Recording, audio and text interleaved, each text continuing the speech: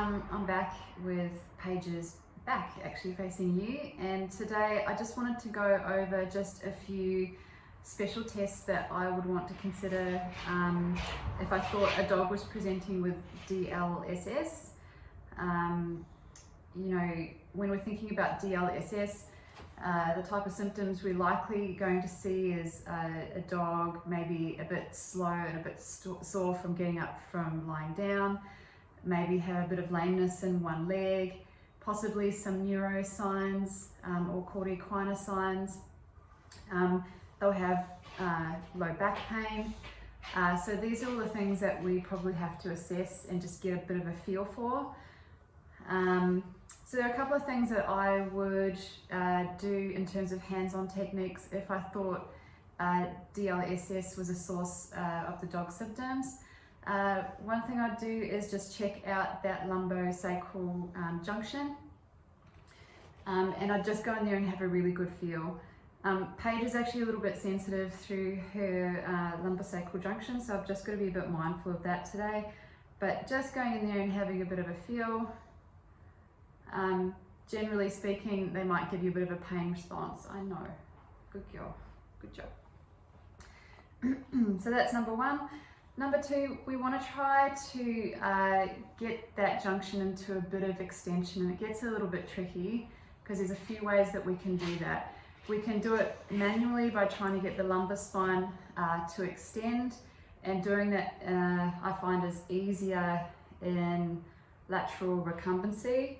How I tend to do it, I sort of support the lumbar spine with one hand, and I get the legs and the hips with my other, and I just try to extend.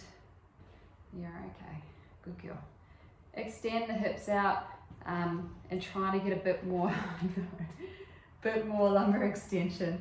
So she's not too happy with me doing that. As soon as I start getting her out of that flex position, she's not wanting to go any further. So, I know, good girl.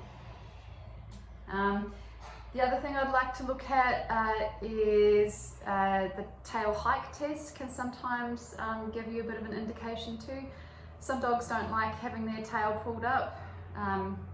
Again, Paige is one of those dogs, so we'll see how we go.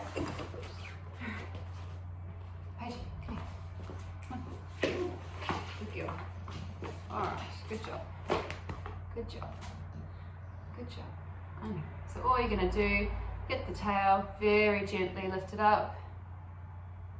And she doesn't really want to go any further than that. Good girl. Good job.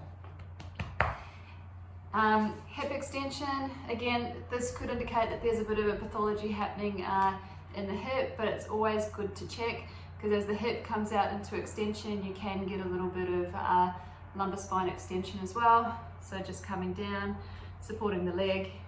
You're okay, you're okay. And coming back, good girl, good girl. Good job.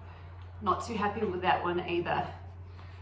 And finally, having a good feel of the pelvis. If we think about the pelvis, if it drops down, if the, hey, come here, you're okay. What we want to try to do is sort of get the pelvis into a bit of an extended position. So we're sort of taking it into a bit of ventral tilt.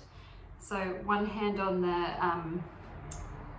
the iliac crest, the other one on the ischial tuberosity, and you're trying to just tilt the pelvis forward, which can give a bit more extension through that lumbosacral junction.